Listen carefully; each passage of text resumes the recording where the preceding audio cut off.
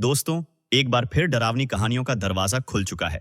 हमारी कहानी शुरू होती है रोहन से, एक ऐसा लड़का जिसकी शक्ल सूरत कुछ हटकर है और इसी वजह से उसे हर इंटरव्यू में रिजेक्शन का सामना करना पड़ता है। थका हारा रोहन जब अपने किराए के कमरे पर पहुंचा तो देखा कि दरवाजा खुल ही नहीं रहा।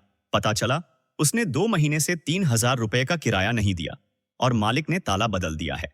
वो वहीं बैठकर सोच ही रहा था कि तभी एक और बुरी खबर मिलती है। उसके पापा की मौत हो चुकी है। 6 साल बाद रोहन अपने घर लौटता है। अब उस बड़े से घर में बस उसकी मां अकेली रह गई है। कुछ ही समय में रिश्तेदारों की भीड़ पापा के अंतिम संस्कार में जुट जाती है। रोहन के पापा एक पुराना सामान बेचने वाली दुकान चलाते थे, जिसमें दुनिया भर से लाए गए अनमोल एंटीक सामान रखे थे। पापा की तस्वीर देखकर रोहन के दिल में कुछ बदलता है। उसे लगता है अब वक्त आ गया है इस घर की जिम्मेदारी उठाने का। अगली सुबह वो पापा की पुरानी चीजें बाहर रखकर बेचने लगता है, लेकिन तभी मां गुस्से में बाहर आ जाती है और उसे रोक देती है। तू इतने साल बाद घर लौटा है और सबसे पहला काम यही सूझा, अपने बाप की यादों को बेच देना। रोहन को समझ तो आ रहा था, लेकिन जेब खाली थी और मकान मालिक का किराया देना था। तो वो एक कीमती सा दिखने वाला पुराना मटका चुपचाप उठा लेता है। जैसे ही वो उसे बेचने निकला, उसका मोबाइल अचानक अजीब हरकत करने लगता है। उसका मूड और भी खराब हो जाता है। वो जैसे ही घर से बाहर निकलता है, एक काली परछाई उसके सामने आ जाती है। लेकिन डर की जगह हैरानी होती है, क्योंकि वो और कोई नहीं बल्कि उसका बचपन का दोस्त अमित था। दोनों थोड़ी देर बातें करते हैं और फिर रोहन एक दुकान पर जाता है, 2 कोल्ड ड्रिंक उठाता है और साथ ही एक लॉटरी कार्ड भी ले लेता है। पहली बार में किस्मत ने धोखा दिया, लेकिन जब गुस्से में आकर उसने एक और कार्ड उठाया तो सीधा 5,000 रुपए की इनामी राशि मिल गई। घर लौटने पर मां भी अपने गुस्से के लिए माफी मांगती है और चाहती है कि रोहन कुछ दिन और घर पर रहे। सब कुछ बेहतर लग रहा था, लेकिन रोहन को नहीं पता था कि उस मटके में कुछ अजीब छिपा है। रात को अचानक कुत्ते के भौंकने की आवाज से उसकी नींद खुलती है। वो गुस्से में 2 गालियां देता है और वापस सोने चला जाता है। लेकिन सुबह दरवाजे पर जोर जोर से किसी के खटखटाने से उसकी नींद टूटती है। पड़ोसी बताते हैं कि रात वाला कुत्ता अब इस दुनिया में नहीं रहा और शक की सुई रोहन की तरफ घूमती है, क्योंकि उसके आते ही वो कुत्ता दिखाई देने लगा था। अब रोहन पूरी तरह से परेशान हो चुका है। वो अपने खास दोस्त नेहा को बुलाता है। दोनों की दोस्ती बहुत गहरी थी। नेहा उसे संभालती है, लेकिन वो अब किसी और की बीवी बन चुकी है और उसका पति एक पुलिस वाला है जो उसे मारता पीटता है। नेहा अब उस रिश्ते को छोड़ चुकी है, लेकिन रोहन सोचता है कि शायद उसका चेहरा ही वजह था कि नेहा उसका इंतजार नहीं कर पाई। इसी उलझन में एक दिन रोहन एक भयानक कार एक्सीडेंट का शिकार हो जाता है और गाड़ी चला रहा होता है उसका दोस्त रवि। जब रोहन को होश आता है, डॉक्टर उसे बताता है कि वो बहुत लकी था, जान बच गई, लेकिन चेहरा बुरी तरह जख्मी हो गया है, सर्जरी करनी पड़ेगी। लेकिन सर्जरी के बाद कुछ चमत्कारी होता है। उसके होंठ की पुरानी खराबी भी ठीक हो जाती है। उसे लगता है अब सब कुछ सही हो रहा है। मां भी खुश लग रही थी। वो ये सारी खुशी नेहा के साथ शेयर करता है और दोनों फिर एक दूसरे के करीब आ जाते हैं। रोहन सोचता है अब यही गांव उसका घर है, लेकिन उस रात जब वो एक बार में जाता है तो देखता है कि उसकी मां एक अजनबी आदमी के साथ डांस कर रही है। पहले उसे अच्छा लगता है कि मां अब खुश है, लेकिन फिर वो आदमी कुछ अजीब करता है। वो इंसान नहीं था। डर के मारे रोहन वहां से भागता है और अमित को ढूंढने निकलता है, लेकिन वो भी गायब हो चुका है। जब वो अमित के घर पहुंचता है तो उसकी मां बताती है कि अमित तो 1 साल पहले ही मर गया था। अब तो रोहन का दिमाग चकरा गया था। क्या वो पागल हो रहा है? दोस्तों, कहानी अच्छी लग रही होगी तो वीडियो को लाइक जरूर करना और चैनल को भी सब्सक्राइब कर लेना। अब सच जानने के लिए वो सीधा कब्रिस्तान पहुंचता है और देखता है कि अमित की कब्र खुदी हुई है और खुद अमित वहीं बैठा है, जैसे कुछ हुआ ही ना हो। रोहन कुछ पूछ ही पाता कि अमित अचानक हवा में गायब हो जाता है।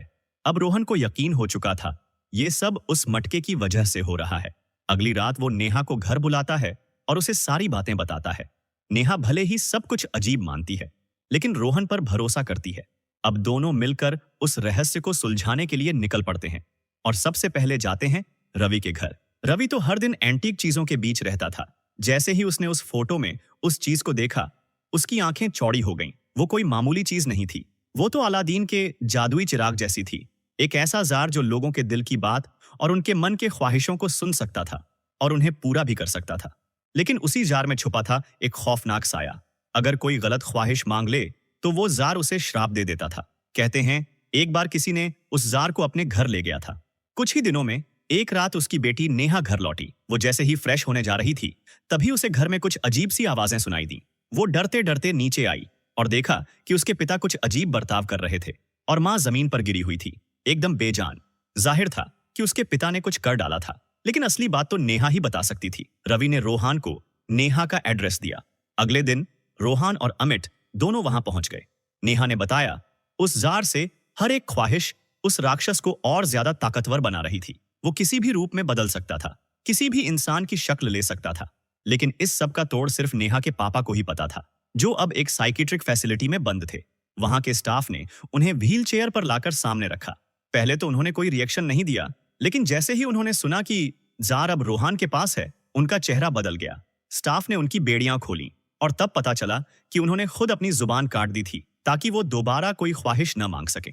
उन्होंने इशारों में पूछा, अब तक कितनी ख्वाहिशें मांग ली हैं? रोहान बोला, पड़ोसी का कुत्ता, 5,000 रुपए की ग्रांट, एक खूबसूरत चेहरा, माँ की मुस्कान। सुनने में 4 लग रही थीं, लेकिन सोचने पर 6 थीं, क्योंकि उस रात उसने माँ की खुशी के लिए पापा को वापस लाने की ख्वाहिश भी मांगी थी, और फिर जब कुछ अजीब लगा तो उन्हें गायब करने की भी।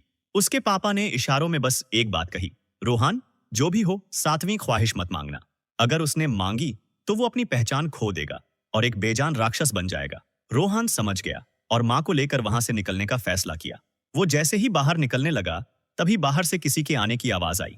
अब तक साफ नहीं था कि उसकी माँ को क्या हुआ, लेकिन शायद उस लाया और फिर मिटाया ख्वाहिश ने उनकी भावनाओं को तोड़ दिया, और वही बना इस पूरे हादसे की वजह। तभी अमित घर में दाखिल हुआ। अब तो बस एक आखिरी ख्वाहिश बाकी थी, और अगर रोहन ने वो मांग ली तो अमित उसकी आत्मा ले जा सकता था। इसलिए वो बार बार अपना रूप बदलकर उसे बहकाने लगा, लेकिन रोहन ने खुद को रोक लिया। सब कुछ खो चुका। रोहन अब जिंदगी खत्म करने की सोच रहा था, लेकिन बंदूक में गोली ही नहीं थी। तभी वहां आया नेहा का पति दज्जू। असल में उसे शक था कि रोहन और नेहा के बीच कुछ चल रहा है, लेकिन रोहन अब किस झगड़े में पड़ता। दाजू ने बिना कुछ बोले सीधे हाथ चला दिया और फिर चलता बना। पीछे से रावी को भी नेहा ने ढूंढ निकाला और बताया कि दाजू अब उसका केस वापस लेने वाला है। अब रावी को गुस्सा आ गया, क्योंकि पहले वही दाजू था जिसने उस पर झूठा केस ठोका था कि वो नशे में गाड़ी चला रहा था। अब रावी दाजू के घर पहुंचा और जैसे ही उसने सिरिंज निकाली, दाजू सहम गया। लेकिन इससे पहले कि कुछ होता, बिजली झपकी और रावी ने उसका गला पकड़ लिया। तभी नेहा पहुंच गई और दाजू की जान बचा ली। तभी सच्चाई सामने आई। नेहा तो बहुत पहले से रावी से दूर थी, यानी जो अभी नेहा थी वो असल में वही राक्षस था। रावी जब जाने लगा, तभी दाजू ने एक हरकत कर दी जिसने रावी को मजबूर कर दिया कि वो कुछ बड़ा कदम उठाए। तभी रोहन भी वहां पहुंच गया और नेहा को बताया, मैं 7वीं ख्वाहिश मांग चुका हूं। उसके बाद जो हुआ वो रावी के लिए बहुत भारी पड़ा। वो खुद को माफ नहीं कर पा रहा था और तभी गलती से ट्रिगर दब गया, गोली चल गई।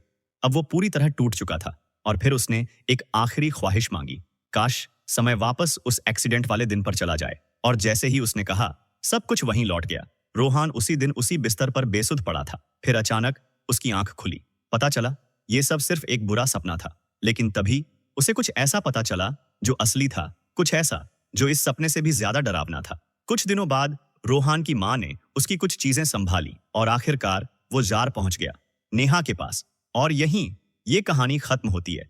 दोस्तों, इसी तरह की कहानी देखना पसंद है तो इस चैनल को सब्सक्राइब जरूर करना।